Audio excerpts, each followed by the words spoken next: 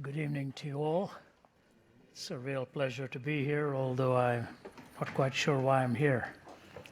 After you've had 2 full days and heard everything that needs to be said, and your brains are probably drowning in a lot of truth, I come with this strange voice of mine to say one more thing. And I guess you all got tomorrow to go to, right? So plenty to come yet. When I was growing up and I'd just come to know the Lord, there were not too many events such as this, certainly not preparing us for university or that kind of challenge. Those days, the Youth of Christ rally was the big thing. It was wonderful to go for that and to enjoy the singing, the music, the preaching, and so on. But the world has changed so dramatically in half a century. And now the one thing you can be absolutely certain when you go into a university setting, that your faith is going to be tested. It'll be challenged. I recall one day when we were in the previous office here in Atlanta, I got a call from a student at one of the major universities, and he was doing his doctoral studies. He said, "I have a question for you." He said, "The opening line of the professor today at a course was to tell us that his primary goal in that course was to knock God out of everybody in that room. It had nothing to do with the subject on hand, but that was his goal. Whatever he was going to teach in the rest of the subject, the intention was so that there would be no theistic framework in which to interpret whatever it was he wanted to teach." And he said, the professor then said this, "If you're nervous about that and you think you're not going to be able to withstand my challenge, I'll be glad to give you a passing grade. You can step out of this course now. You don't have to attend any lectures. But if you are attending the lectures, my goal is to knock God out of you completely in any way, shape, size, or form." It's a doctoral level. So this gentleman already had his bachelor's and his master's, and now intimidated in this doctoral level course, and given the option of just stepping out and getting a passing grade, or seeing what it was that he had to put up his faith against. When I had a brief stint in doing some guided research in Cambridge in 1990, I studied under one of the most notable atheists of that time, a man by the name of Don Cupid. I took 2 or 3 courses with Don Cupid. Cupid used to be an Anglican minister. He lost his faith in God, and he wrote a couple of books. One was called The Sea of Faith, basically talking about the storms that come and knock all your faith out of you. And almost every lecture he gave was a direct attack upon the Judeo-Christian worldview. In fact, he pointed to the spires of the buildings across the road, and he said, "These are just our heritage. Once upon a time, we believed these things." And when a scholar of that nature is ready to take on people at that level and make his case very clear, you can be sure that you will face that kind of challenge as well. It may come either from a faculty member, or it could come from a friend or those you move with, or oftentimes it can come from one of the books you read. You take a course in some particular subject, you've read an author, and you say, "This actually shakes me at the very foundations of what I believe." So what I really want you to think about as you go away is what it is that you've gained over these couple of days here. What it is you have studied or heard to strengthen your faith. What kind of foundation are you building your belief system on? And bear just one thing in mind, that it is very easy to challenge a worldview, but it is very difficult to present a counter worldview which does justice to the questions of life. What do I mean by one of my professors of philosophy, Norman Geisler, used to say, he said, "Most of my atheistic friends are better at smelling rotten eggs than laying good ones."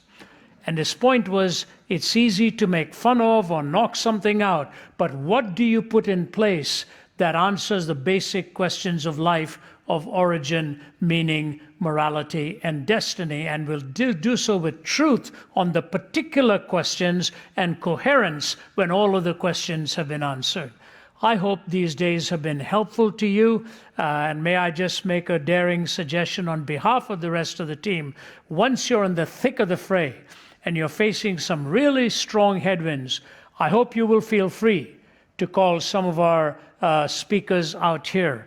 Take the liberty to do so and just say, look, I've just read this book, I've just faced this challenge. How would you respond to something like this that I am facing in our time? We get calls like this all the time from young students. We want RZIM to be the kind of place where you will take the liberty to call one of those you have studied under here and just say, will you please help me? I'm trying to navigate through this particular subject. I'm grateful for their voices that I stand alongside. And so when I say I really don't know what I'm doing here, I'm not saying it in a trite way. I'm very grateful for the fact that we have these immensely capable instructors that go all over the world. And my particular thanks to Vince and Joe Vitale and their entire team that organizes events like this. An awful lot of effort goes in. I generally come in at the tail end of these, and I'm honored to be asked. My time is fast slipping by. I've done this now for nearly half a century, and so I'm closer to the finishing line. And it's great to see those who are closer to the starting line who can run this race with patience. So talking to you a little bit about your private life. I could give you a full talk on that whole subject, but what I want to do is frame it in the context of a biblical character and raise this question for you right from the beginning. What does a person look like? What does a person look like who is walking closely with God? That's the first half of the question. And the second half of the question is it possible to be fully contented and fulfilled as an individual walking that closely with God? Follow what I'm saying? Number one, what does a person really look like? Who do you look to who demonstrates for you what a close walk with Jesus Christ is? And then the question that we may not often think about, is it possible to be totally fulfilled in that kind of a life? Or are you always going to be seduced and tempted into going after stolen waters or other ways of finding fulfillment? The fact of the matter is we all think that stolen waters are sweeter. We all think that there are ways outside of the Christian faith that the Christian faith restricts us from, that if I only went in that direction, I'll be a happier person. The truth of the matter is those who've gone in many of those directions will tell you the answers are not there. It is interesting, I've had 3 conversations this morning and then a tail end fourth one from right here in Atlanta. The 3 I had, the first one was in Jakarta, the second one was in Singapore, and the third one was in Beijing. These were all 3 extremely wealthy and successful individuals who've reached the pinnacle of success at a very early age in their fields. They could boast to you of a real big bank account and a financial empire.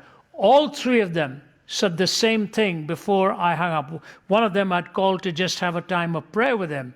And he said, Ravi, we are living in some extremely dangerous and risky times. He said, I opened the newspapers today and find out that Facebook has lost, about 20 to 25% of its value in the last 24 hours. And those are major stockholders are even calling for the key personnel to either share the power or move aside in a certain way because it's not going in the direction they had intended.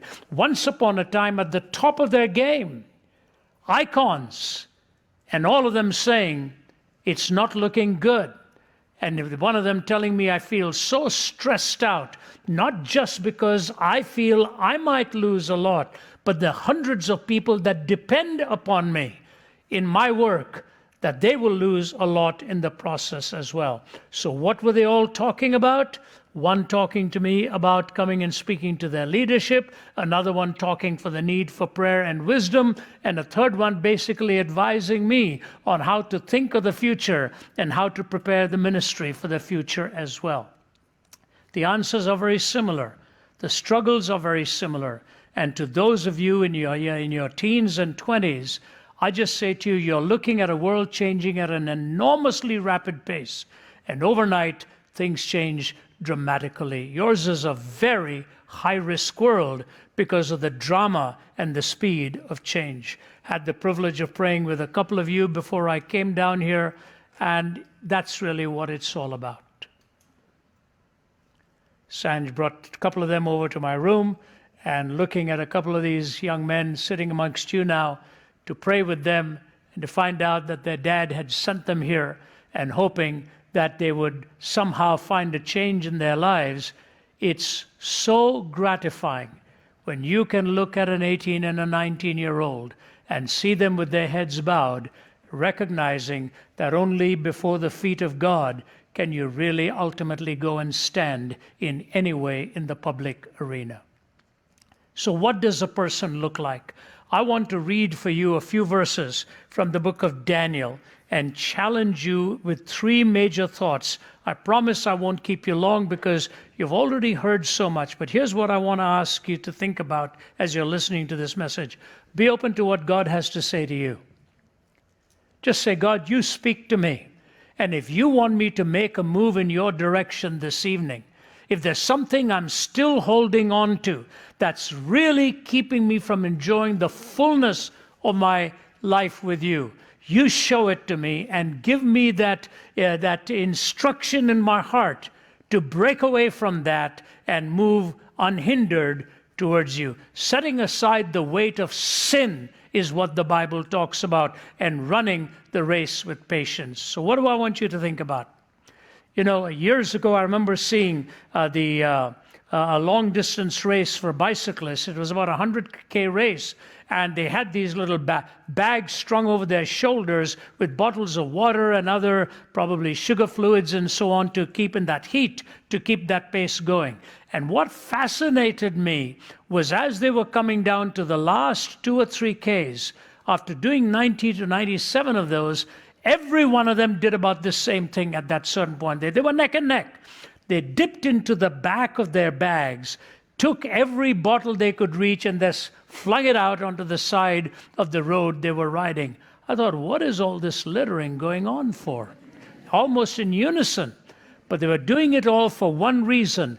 What they needed for the major part of the race, they no longer needed as they were coming to the finish line. And every weight that was going to weigh them down, even if it was just half a bottle of water, now suddenly became a hindrance because they could see the finishing line.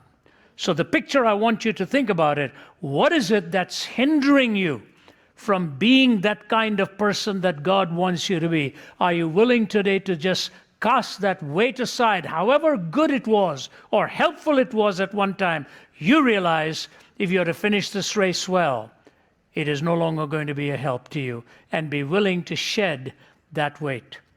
Here's the historic backdrop to the book of Daniel and what happens in this book. In the 3rd year of the reign of Jehoiakim, king of Judah, Nebuchadnezzar, king of Babylon, came to Jerusalem and besieged it. And the Lord delivered Jehoiakim, king of Judah, into his hand, along with some of the articles from the temple of God. These he carried off to the temple of his God in Babylonia and put in the treasure house of his God.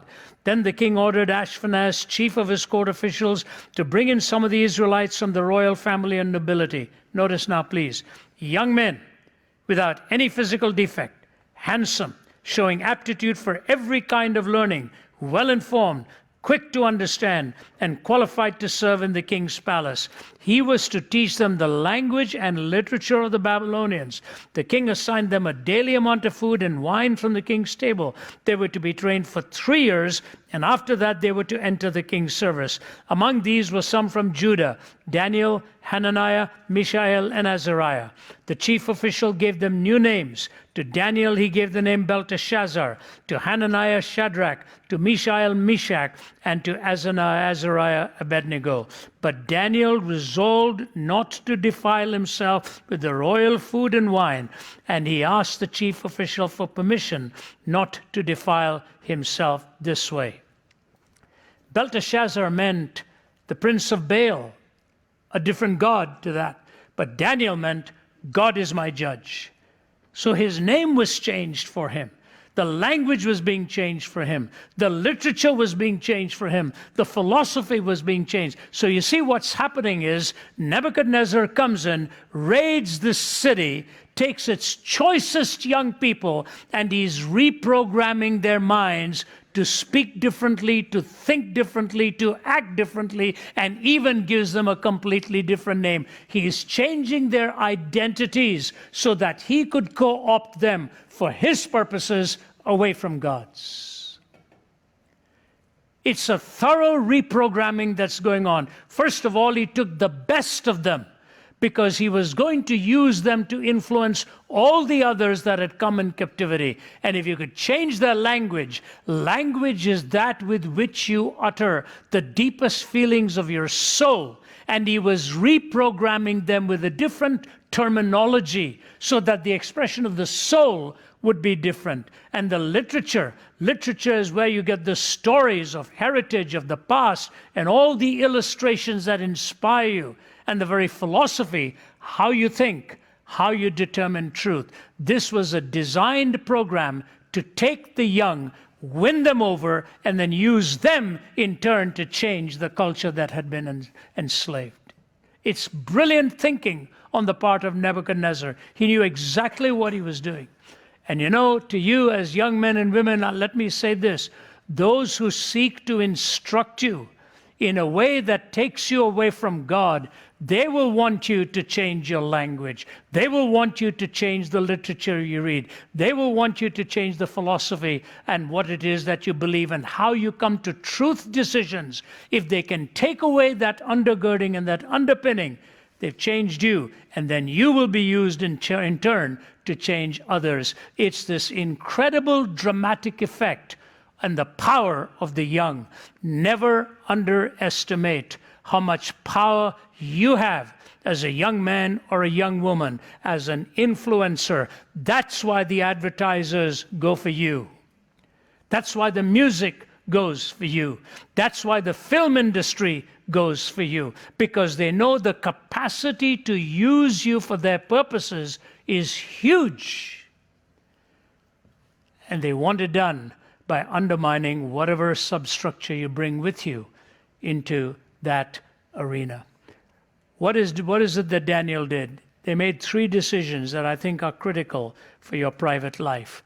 The first decision he made was he decided not to enjoy the food at the king's table. He drew his line of resistance by training his appetite. He drew his line of resistance by training his appetite.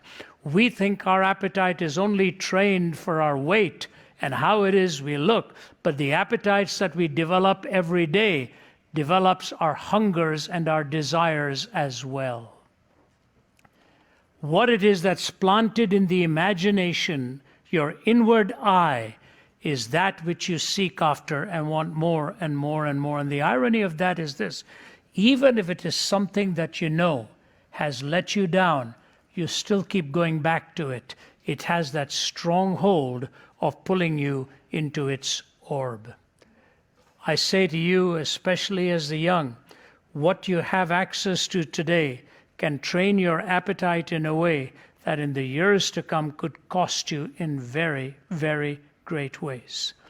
I oftentimes will look at a gentleman who is choosing to walk out on his marriage, or has betrayed his vows, or has done something, and I look at him and I'll say to him, tell me a little bit about your youth.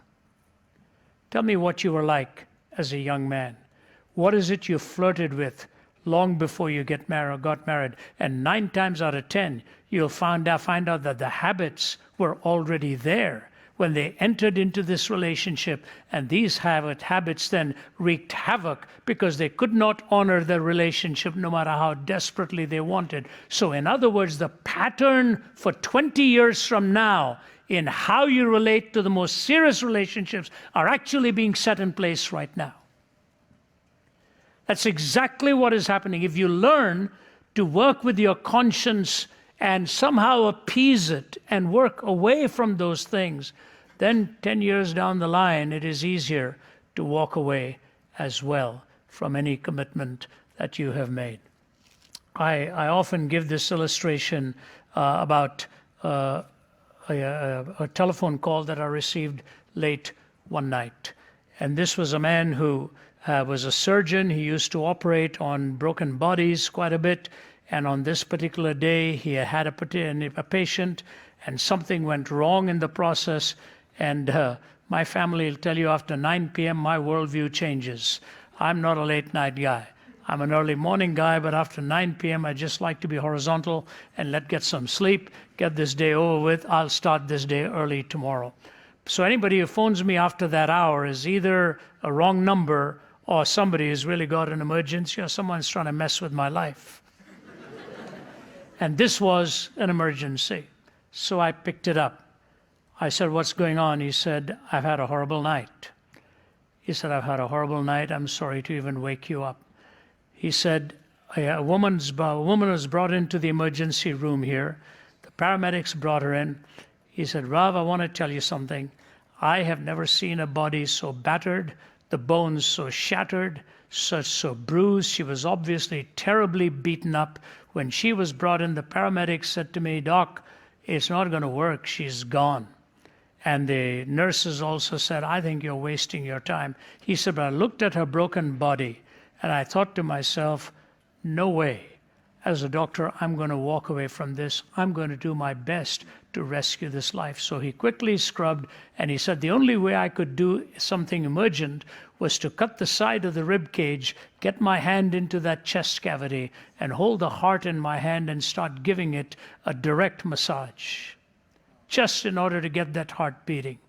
And he said, as I'm holding that heart, trying to get it beating, it was really like blubber. Nothing was working. I pulled my hand out of there. He said, you know, as a doctor, you're not supposed to get involved in any way emotionally with what it is you're doing.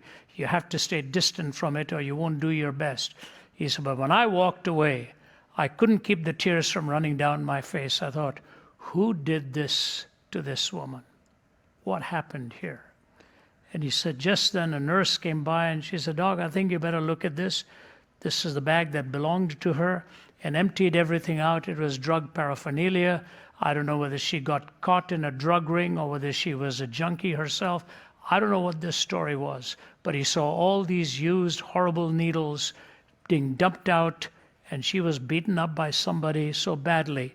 He said, as I was wiping my hands, I felt a little bit of pain, and I looked at it and I noticed I'd nicked my finger in the process of putting my hand into the rib cage. He said, I'm calling you because I'm terrified. As a young dad, she may have diseased blood, and I have nicked my finger in the process of trying to rescue her. I may have made contact with this diseased blood. Please pray for me. I'll get the results, but I don't know what it's going to be. So I said to him, is it a deep cut? He said, no, it's not really a deep cut. It's like a paper-thin cut. I said, you're telling me a paper-thin cut, making contact with that kind of blood, and you're terrified of what I think you're saying to me? He said, it doesn't take anything more than that. It doesn't take anything more than that. A paper-thin cut, making contact with a kind of blood that could strip you of your complete immunity and your resistance and make your body totally vulnerable to any other disease that comes your way. And after he said that, and he was struggling and hurting inside, I could hardly go to sleep, and I asked myself a question. Are there paper-thin cuts that we put to our souls? Are there those innocent things where we did not draw the line, and after we have crossed over the line, we say to ourselves, what on earth have I done here tonight? What on earth have I done here tonight? We have a friend who lives in Australia who was a prostitute working both ways with men and women in Hollywood. We'll be seeing him in a few weeks. Handsome guy, and he made the comment, he said, I never ever woke up in the same bed that I went to bed every night. He said, that was my life. But at 3 or 4 in the morning, I would wake up after my 3rd or 4th customer and my head in the pillow, and I'd say to myself, what am I doing to myself? What am I doing to myself? And in a remarkable way, even though he had contracted HIV and so on, how God transformed his life. He's a married man now, married to a beautiful pediatrician in Perth, Australia. He gives his story everywhere he goes. But he will tell you how easy it was to get those cuts that ultimately damaged his own life so miserably. So to you young people, here's the most difficult word in the English language. It's the word no. It's the word no. When you have anyone wanting you to cross the line, just say no.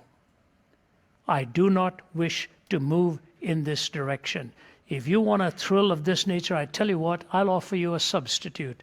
Let's meet elsewhere, do something else. Let's go out. You want to do this? I'll meet you tomorrow and we'll go and watch a ball game, or we'll go and say this and we'll go and do that. Don't just condemn and don't just push back. Offer a substitute, offer an alternative so that the person doesn't feel completely rejected or upset by you, but knows that you have set these boundaries and you have set these parameters for yourself. When David looked at Bathsheba, he crossed a boundary, and all of Old Testament history changed. When Joseph looked at Potiphar's wife, his answer was very simple. I cannot do this to you and violate the law of God. That's it. I cannot do this to you and violate the law of God. So especially to you young men, may I say, when you're walking through life and this terrible scourge of pornography and other things comes your way, the goal of the pornographer is to get the money from your pocket. He doesn't care at what cost he extracts that money. I say to you, walk away from it, because the price of this false pleasure you'll be paying for years to come if you don't turn your back upon it. It's a paper-thin cut, but it cuts deep into the very soul of your being. I like Daniel, who trains himself into thinking, I am not going to enjoy this, because if I do, I will get spoiled. And once I get spoiled, I'll be at the mercy of the king. He could do whatever he wants with me. So he drew his line of resistance. Secondly, he drew his line of dependence. What was that line of dependence? It wasn't just his education. It wasn't just his knowledge. He went to God in prayer. And that is so critical for your private life. Prayer is very critical for your private life. If you tell me today what your prayer life is like, I can tell you today what your spiritual life is like. So the first conviction that he had in his private life was learning to resist and cross the line in the privacy of his decision. The second aspect for wisdom was the privacy was his life of prayer. You notice in Daniel 6 and in Daniel 9. In Daniel 6, actually, the only accusation his detractors could make against him was that he was a man of prayer. That's what they had against him. We see him 3 times a day like clockwork. They couldn't find anything morally wrong with him. What they wanted to use against him was his prayer life. And so I say to you, young people, develop this habit early in your life to be a young man or a young woman of prayer. When you walk in the Lord, with the Lord in a prayer life, not only will you hear his voice, he will make you his dream. He will make you his dream. The kind of child he wants to raise. That's what C.S. Lewis says. They tell me, Lord, that when I pray only one voice is heard, that I am dreaming. You're not there. This whole thing is absurd. Maybe they're right, Lord. Maybe they're right, that this whole thing is a dream and there's only one voice. But if it is one voice, it's not mine, it's yours, and I'm not dreaming. You are the dreamer, and I am your dream.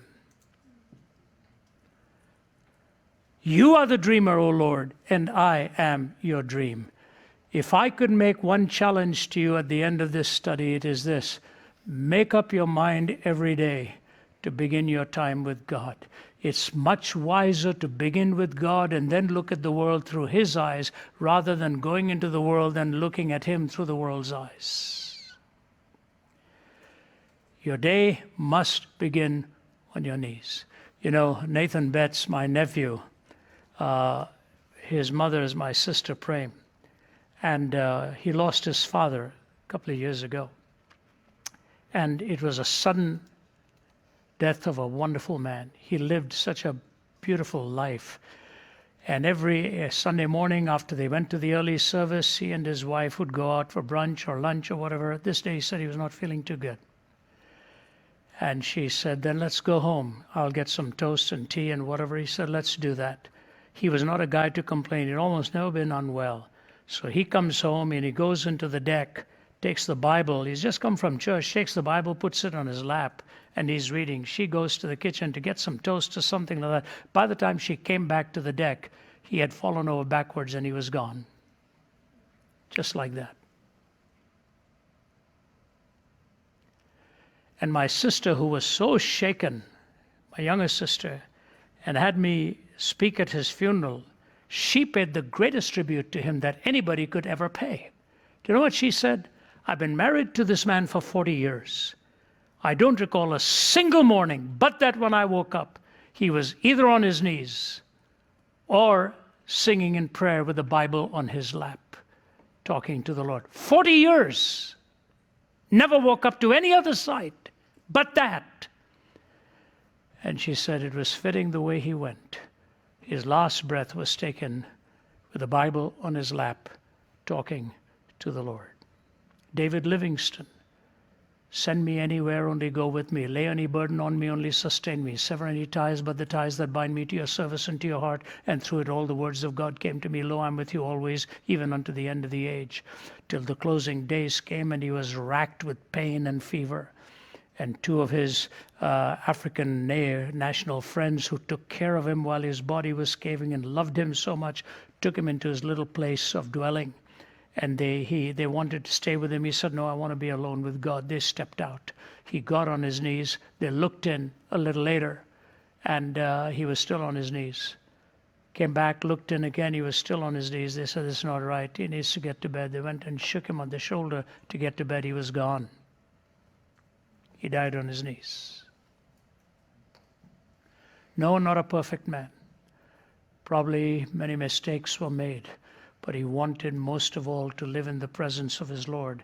And when he bid this world farewell, he did it on his knees. Can I challenge you to make prayer your priority every day? Begin your day, end your day. Even if you're driving in your car, just talk to the Lord.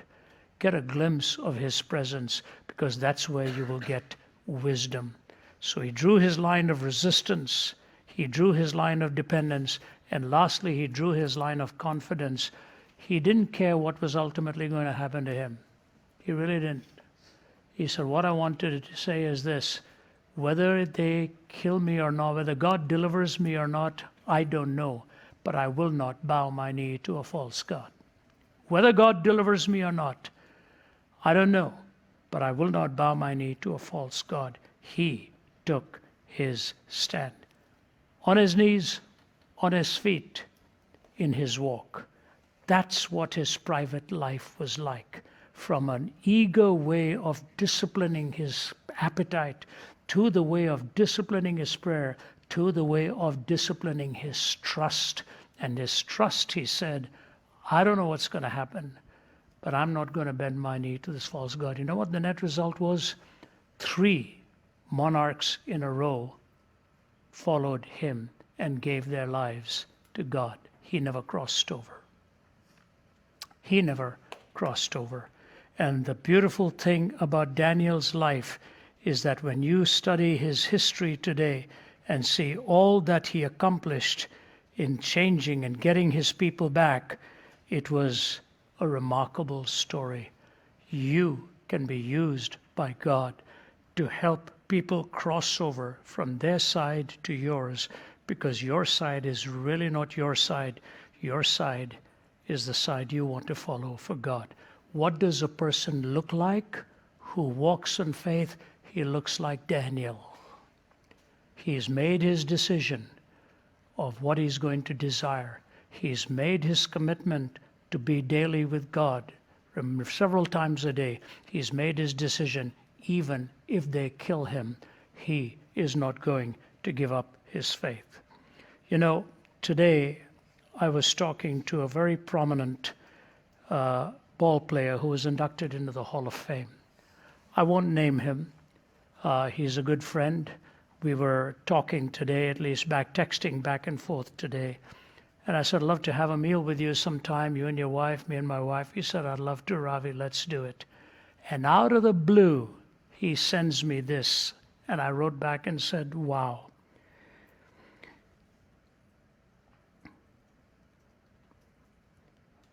He said, you are so welcome for this. I'd asked him to do me a favor. He said, I want you to know this, Ravi, just getting to the Hall of Fame, where 80% or more of the guys think it is heaven and need it for their significance. Thankfully, I know where my significance comes from and what heaven really is like. The greatest of the greats are here, and most of them are empty. Pretty sobering.